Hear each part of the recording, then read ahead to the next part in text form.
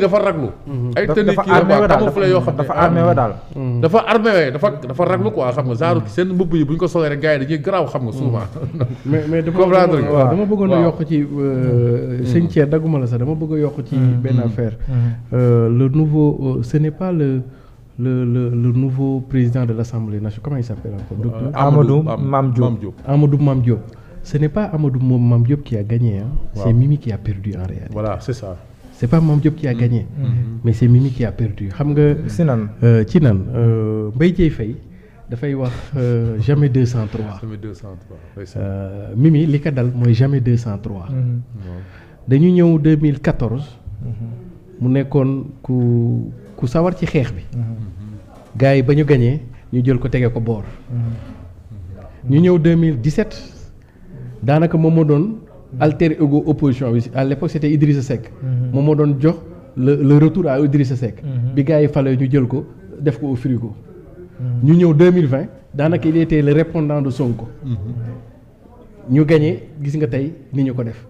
kon donc Mbaye Dièye Faye day wax na dëgg jamais 203. donc dal na ko ñaari yoon. bii mooy ñetteelu yoon te bu la neexee nga jàpp ni le premier pas de la radicalisation de Mimi est acté aujourd'hui. maanaam li gars yi naan tànki kanam rek la am sa radicalité. la rupture est actée. waaw est actée maintenant nag il reste le chemin à faire. mais entre moom Macky Sall lii du kii ba pare deuxièmement lii ça va coûter très cher au président Macky Sall xam nga lu tax parce que derrière Mimi il y a tout le mouvement féministe qui est derrière. Surtout les intellectuels les anciennes femmes de gauche et cetera. ñooñu danañ ko ci jàppal benn affaire. maintenant beneen bi mu bëgg a yóbbu mooy l'intercoalition a trahi la cause de ceux qui ont voté pour eux laaj ma lu tax. voilà. D'abord intercoalition noonu la ñu tuddoon. waaw. Yewwi Wallu au-delà de l'intelligence politique. Il y avait un fait factuel boo xam ni nit ñu bari intégré wuñu ko. En réalité gaawu PDS yi bi ñuy def seeni investiture. ci seen leaders les plus en vue les identités remarquables les plus en vue koo ci ni demal liste départementale dafa doon bañ. ne moom liste nationale lay dem. donc ñoom il n'avait plus benn personnalité de premier rang bu mën a xeex sur le départemental. C'est comme ça qu'ils ont transformé une situation désespérée en une opportunité enviable. donc ñu génnee intelligence kii mu fekk ñële tamit camp Sonko soxla renforcer wu. léegi nag ñoom dañu jaay askan bi intercoalition dañu jaay askan bi benn cause. et il m'a semblé que askan bi daf ko jënd. mooy leur unité organique bi ñu defoon. ba ñëw ba nekk presque 80 et quelques députés. ñu ñëw ba ci fii ñu féewaloo. te askan bi ci seen unité organique la leen jàppee woon. donc dafa mel ni intercoalition tey dañoo def yi fi gangster. xam nga gangster lu muy def. c'est-à-dire que bu ñu waree ànd rëbbi dañuy juboo ci lépp. mais su ñu demee ba braquer banque bi ba yor keesu xaalis bi. bu ñu ñëwee nag dañuy reyante suñu biir. tey intercoalition loolu la def dafa dem rëbbandoo en meute askan bi jàppale leen ñu ñëw ba fii ils ont un peu trahi la cause parce que quelles qu'en soient les contradictions il était de leur devoir impérieux de trouver un consensus en une candidature unique. peut-être tel fo loolu mooy dem ni askan bi mën na leen ko bañ a baal.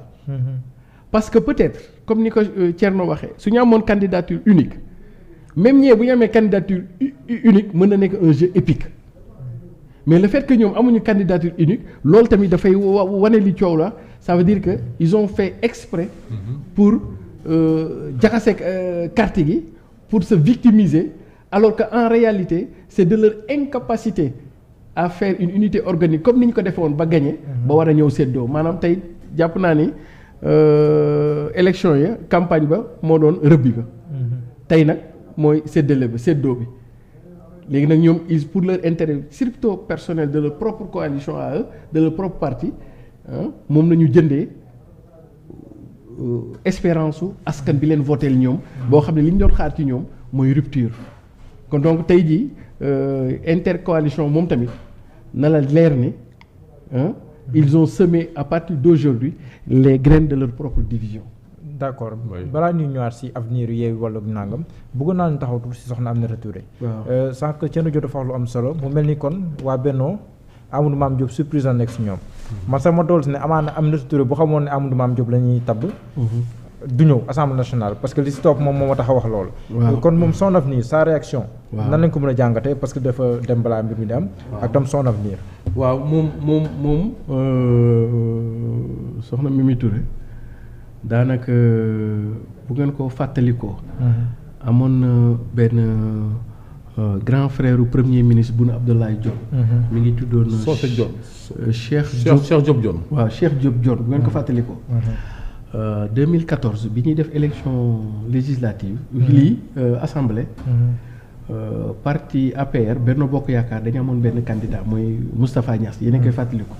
bi ñëwee ba ci salle bi Cheikh Diop Dione yëkkati loxoom ne moom candidat la à la surprise générale. d'ailleurs bañ ca defee élection sax 11 am na 11 ñu ko voté. mu nekkoon surprise générale bu graaw. en réalité derrière ça. Aminata Touré Mimi. à l'époque moom moo nekkoon derrière loolu. parce que dafa bëggoon a am base politique. fi mu njëkkoon choisir comme base politique c'était Gossas. mais c'était à coup sûr que benn problème remporté présidence assemblée parce que Moustapha Niass APR bi ñëwee def coup de forcing bi d'ailleurs sax leur divergence fondamentale foofu lay commencer. bi ñëwee def forcing bi malheureusement waa jële génn Moustapha Niass gagné. donc ci la Mimi Touré bàyyi léegi option Gossas pour en faire une base politique ci la ko defee léegi ay Dakar. Grand Yoff après ci la jógee Grand Yoff dem Kaolack oui. donc première grille d'analyse. Deuxième bii su fekkee bële dafa bëggoon a teg benn booyam disons-le comme ça.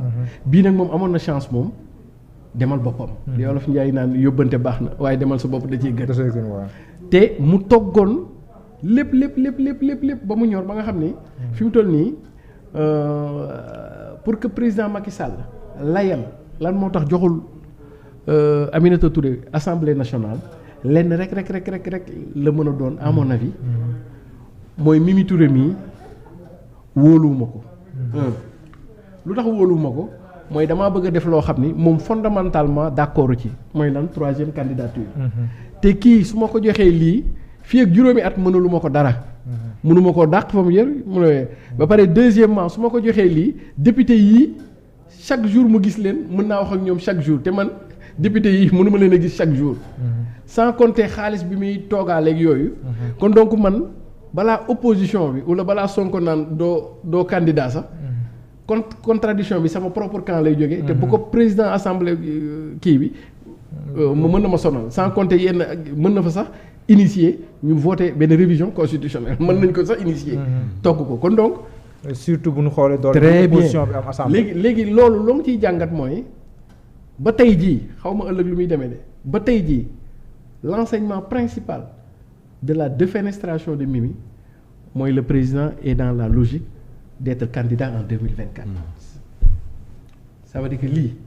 dafa am lu muy wundu parce que bu fekkoon président amul benn enjeu pour 2024 kon lii naturellement ça devait revenir à Mimi parce que nag ay la yéwén moo ko xeex comprendre gis nga gars yu bëri seen parti daanaka jàppale wuñ ko ci xeex jigéen la dem xeex ba gagné même bu fekkee benn voix la leen gagné sax mais xeex na ba gagné kon donc bu ñuy tappal médaille kon moom nañ ko war a tappal bu ñuy wax jàmbaar moom mooy général bi kon moo war a jiitu ci kanam bu ñuy décorer moom nañu war a décorer kon donc lenn rek moo mën a tax ñu dem mooy kon waa ji da koy gêner te boo xoolee président Macky Sall élément bi la koy woon mooy ki mu tànn ki mu jëndee Mimi looloo jar naa laaj le profil bi mu jëndee Mimi.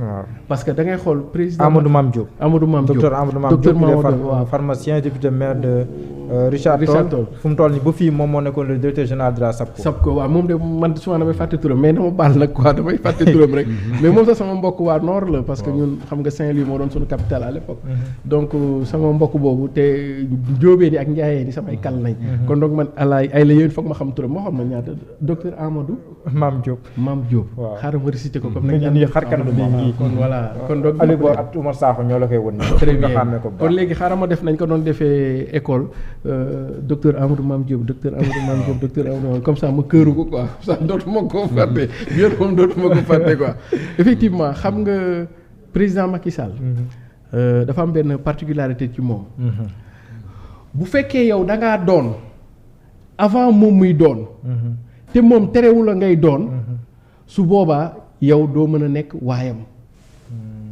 masalan Mimi Touré dafa doon avant président Macky Sall di doon parce que Mimi Touré fonctionnaire international la woon te Mimi Touré lu mu doon Macky Sall taxul mu doon ndax bu ko Macky Sall bàyyee fële day continuer di doon moom li mu doon kon donc kooku président Macky Sall du am poigne bu bari ci moom comprendre Amadou Ba exemple dama jox ay misaal rek dafa doon li mu doon avant Macky di ko doon loo moom li mu doon te bu dul Macky day continuer di doon moom li mu doon comprendre Aly Ngouille Ndiaye dafa doon li mu doon avant Macky di ko def mu doon moom li mu doon te bu dul Macky day continuer di doon li mu doon parce que élection yi passé dafa gagné sax fële ba pare moom depuis Abdou Diouf depuis Ablaye Wade la dugg ci ça dafa am base politique moom mooy borom Linguère est-ce que comprendre léegi nag Macky boo ko xoolee ci profilage am ñi mu dégagé par exemple les Mary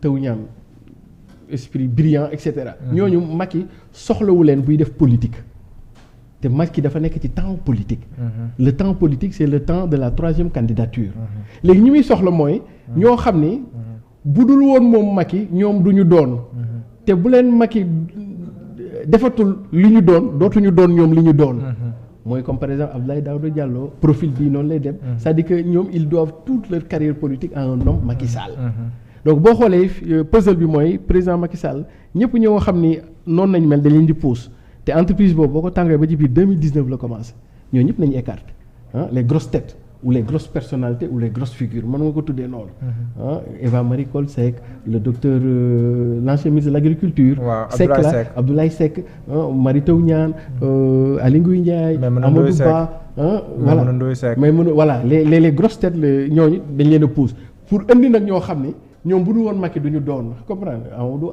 xoolal rek mooy ministère yi nga gis ni kii tamit ci logique la boobu presque inconnu presque imprévisible je ne doute pas de ses qualités parce que c'est un docteur en pharmacie etc mais du point de vue politique peut-être que il était jusqu'ici une figure locale et localisée mais amul woon benn envergure nationale et nationalisée léegi nag dina ko am par président de la kon donc le fait que président di tànn profil bi peut-être que moom tamit am na lu mu namm parce que bu fekkee le président est dans le temps politique une forte personnalité à la tête de l'Assemblée arrangé wu ko te Mimi c'est une rebelle dans l'âme Mimi dafa am ay principes chevillés au corps kooku nag moom du ay programme am du neex a gérer du neex a peeg parce que elle est imprévisible par essence Mimi Touré c'est les femmes de la gauche je les connais très bien c'est le mouvement révolutionnaire national le MRDN mouvement révolutionnaire pour une démocratie nouvelle moom foofu la soxee ko ñooñu lu ñu mën a def ay compromis dafa am ay axes yoo xam ne xoolal c'est du non négociable comprendre mais amoon na rapport IGE de waaw yooyu quoi donc léegi pour man le cas de Mimi dafay xaw a dëggal benn principe mooy président Macky Sall de ñi gën a sonn ci moom la gën a mën a toroxal. d'accord daa mën nga ko jàppee doon doo xool dans l'histoire politique de l'APR ña ko xeexaloon ba démb day démb Cissé Lo donc si image yi ni koy gis noonu Amadou Mame Diop moom mooy yéeg noonu voilà mooy yéeg si kaw moom mooy dem wutu ki am te nii moom mooy soxna Aïda Sow Diawara léegi nag ñu installé ñeneen gars yi voilà moom mooy président li si des voilà léegi nag du point